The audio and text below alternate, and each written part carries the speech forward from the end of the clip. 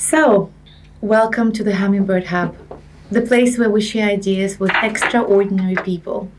And today I have the pleasure to have Viola Edward, an extraordinary individual, a powerhouse of a woman, an inspirational love avalanche here in Humminbird Hub. Hi, Viola. Hi. So nice to have you here. Always in this vibrant colors, always looking so, inspiring, Thank you. and having to hear so much progress coming just from having you around, just hearing Viola everywhere. Wherever there is progress, wherever there is development, there is Viola. And wherever there is something that stands for women and for the liberation of women, you hear the name Viola. Yes. And I'm really, really honored to have you here. Thank you. So, would you like to tell our viewers a little bit about yourself?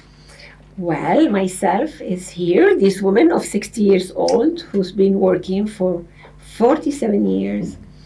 And I'm talking about that because I just was interviewed about my work. And so it has been a long journey of development from starting working in shoe store to be a telephonist and to be secretary and PR and slowly, and then I had like 21 years in the business world, the last 10 in insurance business.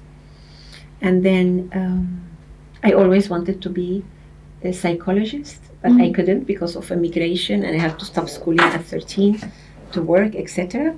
And then I had to wait for 21 years until I find a way how I can be the mentor, the psychotherapist I am. For the last 27 years, I forget, you see, I've been developing and becoming who I am today, that I'm the social entrepreneur and I'm a transcultural psychotherapist. I work in different languages and in different countries and specialize in business consultancy. I'm an advisor for some businesses and some NGOs. And also I do counseling, psychotherapy for couples. And I train mentors to be the best mentor ever in breathwork. I can see that. Yeah, your reputation precedes itself. Thank you. I remember having the session with you for the first time, maybe about, if I'm not mistaken, 10 at years? least more. Maybe than about 13, 14 years ago. That was way before my children. And I remember that experience being so different to everything else, because if you think about it, breath is something that we all have, and it's something that is so innate in us, and we take it for granted. Yes, as we take many things for granted. So true. But then when you learn to work with it and to control it and let it kind of like take over your body, amazing things happen. Yes. What a beautiful therapy that is. Yes. Breath methodology or breath therapy, and the way how I do it, breath mentoring, is wonderful because it is about how to be aware of your own breath, meaning how to be aware of your life, because breath is related to life. You can't be aware of your breath without being aware of your thought. So it's like immediately when I'm aware if I'm breathing fast or exhaling with anxiety, I can see, my thought is accelerated. I'm not settled. So when you learn how to settle and live in the present with your breath, that will influence your thought, because you will be able to catch your thought and also transform your thought. Yes, so when we're conscious about our breathing, and we can, my sister call it, be inspired in present, be in the present moment, and be able to inhale and exhale in this present moment and observe how is it my inhale and how is it my exhale, and kind of create a way to improve them, because it's not about fixing, it's about improving. We already have the breath, so how we can take it to our life now, that will impulse you sooner or later, or very soon, to be aware of your thoughts, because the penthouse your thought is your breath, and the penthouse your breath is your thought. So It's like, is the smile or not, you know? So if you're breathing and you're smiling and you catch that your thought is not letting you to be totally relaxed and to smile, so you can also catch that and develop more your inner observer and learn how to transform the thought. When we talk about transformation of the thought, it's not only changing negative by positive. This is a whole mastery that we've been on it for many, many years. It's about, you have to imagine a garden that you're going to be planting new flowers. If you go to a land and you want to plant new flowers, you really need to learn how to take the weed away. Because if you plant the new flowers where there is plenty of weed, they will not let the flower to grow. So the technique of developing how to catch the weed and take it away to be able to plant the new flower, this is what is the creative thought. And the creative thought and conscious breathing, then conscious action will follow. And this is what in mentoring we do. And this is what in breath mentoring we do. So we do the mentoring about being aware about the quality of the thought and the action, but also what's the quality of the breath, because breath has its own intelligence. And there's something we're developing, is what is it? What is that breath intelligence? And how I can learn it, adapt it, and relearn it. It's like the spirit is in the breath. Exactly. It's like a spiritual act to be able to let it in and let it out without resistance, right? Yeah. Yeah, it's a beautiful process. And you teach that, as you said. There is a company that you are running, yes, right? That is, would you like to tell us a little bit more about it? Yes. Well, in the early 90s, I used to have a company in Venezuela called the Rebirthing Center of Venezuela and Edward Consultancy, Edward Holistic Business Consultancy. And then in late 2000, December 2002, I moved to Cyprus. So I had another company. I have another company here called KAYANA. So we have KAYANA Breathwork. But it's the continuation of what we used to do in Venezuela in early 90s. So since early 90s, 1993, I started training breathwork mentors. And I'm continuing here now. Here I do also London, Antwerp, and starting Dublin very soon. Or wherever people come from, wherever in the world. And the base is here, but me and my team, we can do it in different parts of the world. Yes. Oh, that's fantastic. Yeah. I hear you are launching something. Yes. Yeah, what is that? I'm curious. So after all these years of working, and I know to become a breathwork mentor, you need dedication, you need time, you need energy. And I was thinking, what about all these people who really would like to work with me, with my team, who really would like to advance in life, but for some reason they couldn't have the time, the energy, the money, the availability. So thinking about it, I want to leave a legacy. And me and my sister, we have created Grit. And we have now Grit Academy. And grit is it's coming from the grit, which is our drive and passion, because you will see how much grit I have. But also it's come from this word of grow, resources, inspire, and transform. So to grow, to resource, to inspire, and to transform. To grow because we need to grow in many directions. To resource is how is our own resource that we're going to expand and grow with the methodology that we're learning from the outside, but it's going to start from the inside. To inspire, being the inspiration of the inhale and the exhale as a breathing techniques, and also to be inspired all the time to live life with meaning and to transform and help other people transform. So the Grit is a program that is going to be online, very in a simple methodology, going to the depth of our daily issues to be able to understand them and shift them.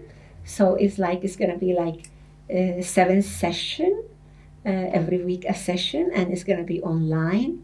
It's going to be very, very reachable, in time and economically, so everybody can do it. I want everybody in the world doing it. The people who never did anything before, and us that we have done so many things, we also can do it. Because if we practice the exercises that week after week we will be inspiring you to do, definitely your life will improve in many ways. And then there is the second part for those who want to become great coaches. So we have the program to train them to become great coaches and to be part of this community that we created in the whole world. And those of you who will want even more, then we do the Breathwork training, which is 400 hours plus 200. And for those of you who want to be working with me, you're most welcome, because there is so many things. I want to tell you that having grit as a program and having the grit I have, there is so many programs I have, and I want to invite you to be in our community or in your community, wherever you are, because there is so much to do. Like I have another program I'm taking to rehab centers, and I have another dream, because I want all rehab centers in the world to apply breathwork methodology, breathwork therapy to the addict who go for rehabilitation. I want it to be beside 12-step. I want it to be beside yoga, mindfulness, whatever they are practicing now. I'm hoping that breathwork gonna be there too. So I need many of you being trained to help me all over the world, because we're going there training counselors and psychotherapists and coaches into becoming breathworker. Amazing. Yeah. It sounds like quite a big mission. It is. And a strong calling. Yeah. How did you arrive at this drive, at this, because I really do see you as this powerhouse of inspiration. How was your journey to bring you to this motivation and this drive that you have to really reach out this far? Yeah. Well, there were some tragedies in my early childhood, and I think that the early encounter with death, my dad passed away from a heart attack, very sudden. He was 29, I was 3. My mom was 24, pregnant with my sister Layla. And I think the encounter with death at such a very early age had engaged me with life. This is how I can interpret it today. I think back then I became a very sad child, because it was that tragedy, and then it was another tragedy because we had to leave our first, where I was born in Iraq, our country, because my mom is Lebanese. So she left to Lebanon, and my father was from a minority group, the Assyrians, so we didn't speak Arabic. We spoke Assyrian. So with that change, we changed culture, language, family. And then after 8 years in Lebanon, when I was quite more adapted to it, situation in Lebanon was getting quite conflictual, and my mom decided to emigrate to Venezuela. So I had another change, conflictual change at the age of 13. So I think that fact again faced me with kind of death, which was the known to go to the unknown. And I remember at 13, with the second change, I felt I'm gonna die. I'm laughing now, but I really felt it. But I felt also that moment when I have to decide to live and not to die. And I think my personality there made a huge shift to survive, because I wasn't like I am now. I was very quiet, very great child, like with my books, very silent. And my personality made a shift, quite dramatic shift. And something else, I would say out of nowhere, but it was like I started grabbing like knowledge, like I don't know how else I can tell you. I just needed to survive. So but we were immigrant, and I had to stop schooling and start working. I'm the eldest at home, and that was another heartbreaking issue for me, because I'm I love book. You know me, I'm always in one other course on one other thing. But that shaped me. I think all these crises and all these changes make me feel like I can make it. I will make it for me and for others. And this is what I do. This is incredible. So you could almost say that the tragedy, that near-death experience, in so many ways, it actually sounds like the death of the ego almost. It's a rebirthing. It has borne a gift to you and onto this world through those difficulties.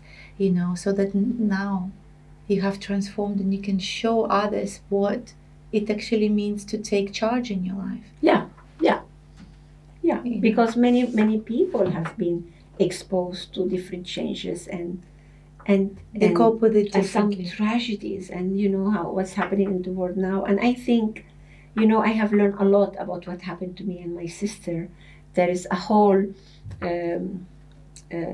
community of us out there in the world. We are called third culture kids. Third culture kids are those kids who were moved in their years of formation from 0 to 18. They were moved from one culture to another culture.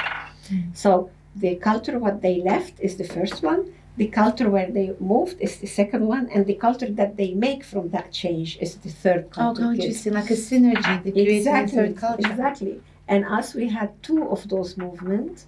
And as you know yourself, like, we live in a country, but at home we speak another language. All these things make that child to be, of course, some people will hit them badly and maybe they will not survive very nicely to the experience.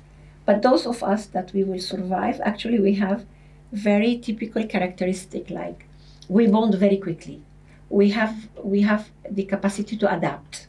We are flexible because life took us to that. Like you and me, we will not need 3 months to bond and to if we like each other, we will bond very quickly and we start talking maybe intimate things very quickly. The third culture child is on the move. It can extract the best of an experience because they have let go many things through their life. Many school friends, many schools. Like in Lebanon, we never studied in the same school 2 years. We had all these changes, So this is what is remained from those changes, and this is what sometimes I look at myself when I get hit by a negative experience or by a news in the world that really hurt, and I feel myself like and then I remember that little girl, 7-8 years old, visualize her and I tell her, look where we have arrived. Look what we are. Look what we're doing. And look how much more we have to do. We have to be. We have to spread and we have to give. And that kind of helped me to ground and to keep going. Wonderful. So inspiring. But why particularly this drive again to bring women specifically out there? Like, for example, we've got Winky here that is now in Cyprus, and she will be speaking at a conference tomorrow. This really honorable movement of kind of like, bringing the women's voices out there, giving them a better life. And I see you facilitating and assisting in that in everything that you do. What's behind that specifically? Yeah, well, look, I think in human rights, and I think in justice and equality for everybody, and I see I am a woman, and even though I didn't suffer it directly because I grew up in Venezuela and I grew up with a woman who was capable to do everything and anything. Actually, I grew up with my mother and my sister, and my mother, if the electricity will be cut, if the problem of plumbing, or she will be hand-on. She's a hand-on woman. So, and in Venezuela, when in the 70s, I mean, I'm from the generation of women who start working in the 70s. I was very young, but we're the generation who shift and make a lot of changes. So I didn't suffer discrimination. I didn't have less salary than my peer who is a man, I was not rejected in any job because I'm foreigner or I'm a woman. So directly, I didn't have this experience. Maybe I have it more from family member who will, as migrant, as Middle Eastern migrant in Venezuela, they will be much more conservative with girl. But anyway, by then I was so strong that I didn't listen, much to that. So I didn't suffer personally discrimination. But I have many friends and clients, and I observe how that happened in the world, and my role is to support that justice and that balance in equality to happen. And when we're talking about equality, we're not talking that all of us we have to do exactly the same thing, but certainly we have to have the same right for choices, And then my job is to support that. So for that, I'm in many different organizations in the world that support women in their expression. I'm in the Women Economic Forum. I'm in the Women Wow, in the Women Supporting Women. I'm in the WOW, Women Entrepreneur and Startup. I'm in Loani, Women of All Nation. I'm sitting on the board of SHE, which is Seminarios para Mujeres Hispanas, para Hispanic Entrepreneur. And I'm everywhere when I'm called and they have a clear vision and purpose and have a meaningful purpose to spread and support, I'm there. In this process, I met Winky 2.5 years ago, and online, and I could capture her love for what she's doing. So, and she had some question, and I started supporting her in consultancy online, and then slowly become much more active in her cause. And one day she told me that she had engaged her own car to give the guarantee for a woman to come out of prison. And that was big alarm for me, because I said, oops, now it's time to go international. You need help, you need more resources. And then invited her to come with me to London, and we went for 10 days. And we worked from 9 to 9 to introduce her to different network. And since then, this is what I do. I do her international expansion.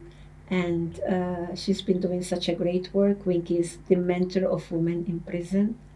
And you have interviewed her already. Yes, it's amazing. coming up. Yes, Sometimes she called me and she said, I have a new prison. Like she won the biggest lottery ever, It's all a matter of perception, because she's got that calling to help out in this world. She really sees it as her calling. Yeah. And it feels to me that you have that talent to kind of know the right timing to just blow things out of proportion, out of the water, Yes. And that's a Well, very... you and me, we can say that again. For sure. And that's such a great thing to see, because then it shows that development, that you can really like magnify people's talents and their passions just by giving them a little bit of exposure in the air, I think this is the role of a mentor, like as an advisory, as a mentor for business and for NGOs. This is what we need to do. Maybe for example, I cannot advise you in IT issues. It's not but in how to refine your vision and your mission, and what is the meaning for that? What is the meaning for you? The why? What is your why? That's I have a very nice ear and eye, and all my senses go very well. And later, how to make it happen.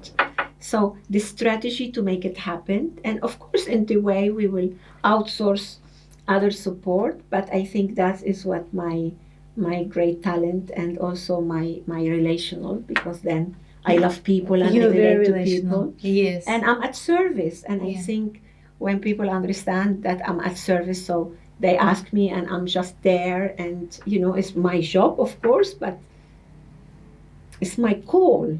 It's my job, but it's my call. So I'm very happy to be supporting her, as I've been supporting other organizations. But as you see with Vicky, she's my little sister now, and I become honorary president of Charity on Wheels, and we're going to Bahrain in 2 months. We've been invited, and and then London again. So it's already spreading, and we need also your support, all your support for this cause, or for any other cause that you're asked for, because I have a story about Winky. Last year in March, I nominated her for the National Mentoring Award in UK. And some other people nominated me. So for this little game of life, we were at the same category. So we were like competing in the same category, three of us. Elena, who's my dearest friend, and also I support her in her international expansion, Winky and me. And we were, Elena and me, praying all night, and Katerina to Winky to win. And then Winky won. And we were, because Winky win and all of us we win. For that cause. That's a beautiful way to see it. This is how I saw it. Winky win, apart from my sister, my client, my colleague, all of us we win, because the women in the prison will have more name, more option. And when the night was almost ending and we were moving to take photography, I heard my name.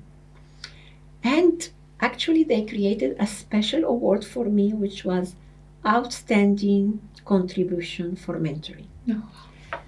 And I was so touched in my heart, and I remember I was wearing, as I do many times, wearing the thing that my dear inmate woman does for me and for you if you come and with us and get some of these beautiful things that are made in prison.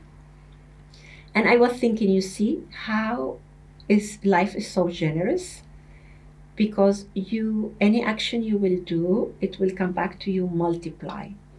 That award I get is magnificent, is in my heart, is beautiful, outstanding contribution to mentoring. I mean, what about that? And because actually it's the generosity of giving. So I encourage you all to do work for your community and for your business, for people on the street, for whoever need little bit of what you have, little bit more. Doesn't matter what it is. You have a little bit more than somebody around you, nearby you, on your street, in your community. So go for it. And I think I just studied something called the B Corp. I just get certified of it. And they talk about the triple impact. And this is productivity, people, and planet. And I think when I heard that, I said, this is our next step. Not only do it as NGO, but all organization, all of us, breed more integrity, breed more generosity, breed more collectiveness, and breed more community. And this is where I want to be in my life and in the world. This is so beautiful. It's so inspiring. This is exactly where I think we meet in that sense. And it's such an honor to have to have crossed paths with you and to see all of these opportunities. And on that note, I want to thank you all for having been here with us so far. It really is a calling, what we are doing here, and the calling is reaching out to all of you to invoke those talents and that passion in you to spread your message and to contribute to a better world, whichever way you choose to see it, and knowing that there are always resources, there are always beautiful and amazing people out there that, should you need help, will be mentoring you and guiding you. So thank you for being with us. Thank you, Viola, for being with us. Thank you. I want to thank you for this space. I don't know if you know, but I know that Julia has a lot of work and a lot of things to do, and she finds the space and the time to invite us to this space so we can spread our mission and our why to you all. So thank you so much for this. Such a pleasure. Thank you. Yeah. Until next time, guys. Bye.